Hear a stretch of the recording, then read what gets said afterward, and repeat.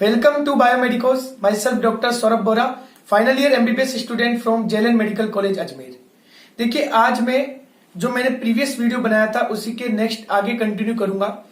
11th की physics की जो सेकंड बुक है, जिसमें fluid mechanics, solid mechanics, thermal properties, waves और एसएचएम है, उनमें से कौन कौन से इंपॉर्टेंट टॉपिक्स है आपके नीट 2022 के पर्पज से, तो वो टॉपिक्स आपको मस्ट करके जाने हैं, जिनसे प्रीवियस ईयर में भी आप देखेंगे तो बहुत सारे क्वेश्चंस आए हुए हैं। और इसका बेसिस भी एक्चुअली मैंने नीट 2013 से लेकर नीट 2021 तक के जो पेपर हुए हैं उन्हीं से मैंने ये आइडिया लगाया है और मैं आपको बताता हूं।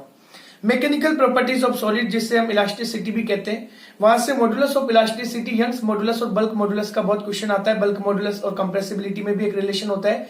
यंग्स मॉडुलस और बल्क मॉडुलस से एक न्यूमेरिकल आता है। इसके अलावा energy stored per unit volume in string, यहां से भी एक क्वेश्चन आता है। इन दोनों में से एक क्वेश्चन पक्का आएगा आपके मैकेनिकल प्रॉपर्टीज ऑफ सॉलिड में से। फिर हम बात करते हैं मैकेनिकल प्रॉपर्टीज ऑफ फ्लूइड में से।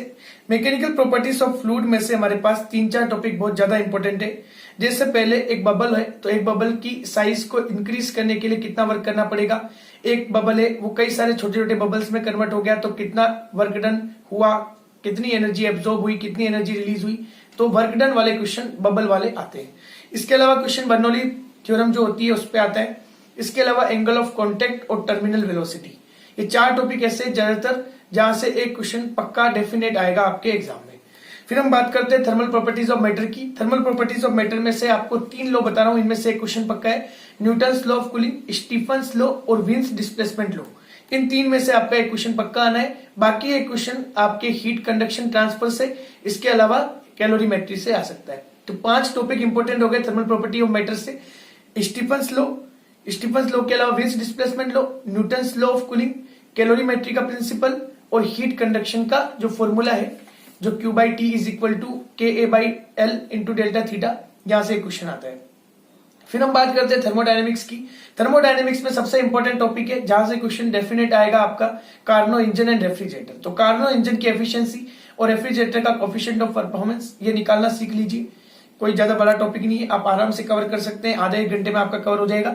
इसके अलावा प्रेशर वॉल्यूम के कर्व अलग अलग आते हैं, एडियाबेटिक के लिए, आइसोकोरिक के लिए, आइसोबारिक के लिए, ठीक है, तो ये आप कवर कर लीजिएगा। इसके अलावा आइसोथर्मल बल्क मॉडुलस आपको पता है प्रेशर के इक्वल होता है। Adiabatic bulk modulus gamma into P के इक्वल होता है। तो थर्मोडायनेमिक्स से एडियाबेटिक इक्वेशन के लिए पीवी गामा कांस्टेंट, पीवी की पावर गामा -1 कांस्टेंट। तो एडियाबेटिक के लिए जो पीवी कर्व होता है वो इंपॉर्टेंट आता है, ठीक है। तो पीवी कर्व आपको जरूर पढ़ने हैं, एडियाबेटिक, आइसोथर्मल, आइसोबारिक, आइसोकोरिक। इसके अलावा कार्नो इंजन एंड रेफ्रिजरेटर, ये है आपके थर्मोडायनेमिक्स से इंपॉर्टेंट टॉपिक। फिर हम बात करते हैं काइनेटिक थ्योरी ऑफ गैसेस। यहां से जो इंपॉर्टेंट टॉपिक आता है वो 3 तरह की वेलोसिटी है, आरएमएस, एवरेज और मोस्ट प्रोबेबल, इनके फॉर्मूले और टेम्परेचर और मोलिकुलर वेट से जो रिलेशन है एक पर्टिकुलर गैस के लिए, उसके रेशियो वाले क्वेश्चन यहां से आते हैं। दूसरा यहां से जो क्वेश्चन आता है वो मीन फ्री पाथ का बेसिक फॉर्मूला है, उस फॉर्मूले में डायमीटर ऑफ गैस मॉलिक्यूल से वो कैसे रिलेट कर रहा है वो क्वेश्चन आता है। और एक important mono atomic, diatomic, ट्राइएटोमिक gases के लिए डिग्री ऑफ फ्रीडम पूछ सकता है, सीपी पूछ सकता है, सीवी मिक्सचर का पूछ सकता है, गामा पूछ सकता है। तो ये CP, CV, gamma, degree of freedom और total internal energy, mono atomic, diatomic, triatomic gas के लिए, इन तीनों में से एक क्वेश्चन आपका पक्का आना है, ठीक है। इसके बाद हम बात करते हैं सिंपल हार्मोनिक मोशन की। यहां से एक क्वेश्चन जो आता है वो एक इक्वेशन दे देगा आपको, वहां आपको एम्पलीट्यूड निकालना है, वेलोसिटी निकालनी है, एक्सेलरेशन निकालना है, टाइम पीरियड निकालना है, ऐसा क्वेश्चन आता है। दूसरा जो टाइप का क्वेश्चन आता है वो टाइम पीरियड निकालने के लिए आता है। या तो आपको स्प्रिंग मास का सिस्टम दे देगा जिसका time period T equal to 2π√m/k होता है, या फिर आपको सिंपल पेंडुलम दे देगा जिसका time period T equal to 2π√L/g होता है। तो टाइम पीरियड निकालने का एक क्वेश्चन आता है, ठीक है। इन दोनों में से आपका एक क्वेश्चन पक्का आना है। या तो आपको इक्वेशन देके ये सब वैल्यूज पूछ लेगा, या फिर आपको स्प्रिंग मास सिस्टम देके, या फिर सिंपल पेंडुलम देके टाइम पीरियड पूछ लेगा। इन दोनों में से एक क्वेश्चन आने के पूरे चांसेस है। फिर हम बात करते हैं आखिरी चैप्टर 11th क्लास का, जो है वेव्स। वहां से जो इंपॉर्टेंट क्वेश्चन जो मस्ट आता है, ऑर्गन पाइप और डॉपलर।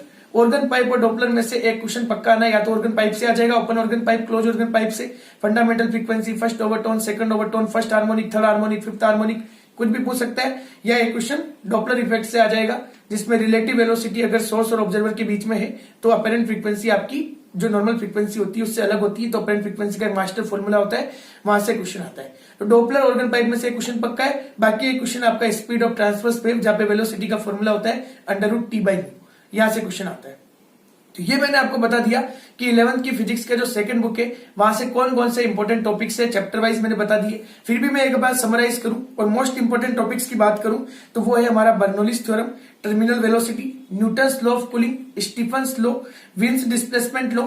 इसके अलावा जो इंपॉर्टेंट टॉपिक है Carnot engine and refrigerator, mean free path और स्प्रिंग ब्लॉक सिस्टम और ऑर्गन पाइप और डॉपलर। ये जो मैंने टॉपिक बताया आखिरी, ये सबसे ज्यादा इंपॉर्टेंट है, इन्हें कवर करना बिल्कुल भी मत भूलिएगा। अगर आपने 11th का, मैंने पहले भी एक वीडियो बना दिया है, इसका लिंक आपको डिस्क्रिप्शन में मिल जाएगा। पूरी 11th में हर चैप्टर के क्या क्या इंपॉर्टेंट टॉपिक्स है मैंने आपको बता दिए। अगर ये आप इंपॉर्टेंट टॉपिक्स भी कवर करके जाते हैं तो आप जो फिजिक्स में 11th का जो पोर्शन आता है लगभग 25 क्वेश्चन आते हैं, तो 25 में से आप आराम से 15 से 20 क्वेश्चन हैंडल इजिली कर पाएंगे अगर आपने ये टॉपिक्स कवर कर लिए तो। Thanks for watching the video. Please like, share and subscribe the channel.